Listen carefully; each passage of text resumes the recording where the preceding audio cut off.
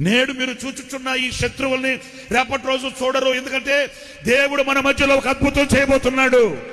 నువ్వెలా చెప్పగలవయ్యా అంటే, కష్టం వచ్చిందా, శ్రమ వచ్చిందా, శోధన వచ్చిందా, వెంటనే రక్షించే దేవుడు మన కొరకై దిగి వస్తాడు, మన పక్షాన నిలుస్తాడు, ఆయన అద్భుతం చేస్తాడు, ఆశ్చర్యమైన కార్యం జరుగుతుంది.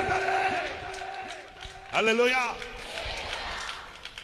నా కళ్ళల్లో కన్నీళ్లు కారాయా, చంపల మీద దిగజారాయా, కన్నీళ్లు తుడవడానికి నా దేవుడు వెంటనే దిగి వస్తాడు.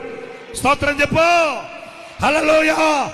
నా హృదయం అలసిపోయిందా, నా హృదయం కృంగిపోయిందా, కృంగిన మనసును లేవనెత్తే శక్తి గల దేవుడు వెనువెంటనే మేఘవాహనుడై వస్తాడు.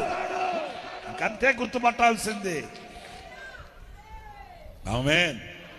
ఇంకా ఒక విషయం కూడా చెప్పనా, నీ మనసు గాయమైన, హృదయం కృంగిన, కళ్ళల్లో కన్నీళ్లు జారినా వెంటనే మీరు చేయాల్సింది ఎందుకు తెలుసా?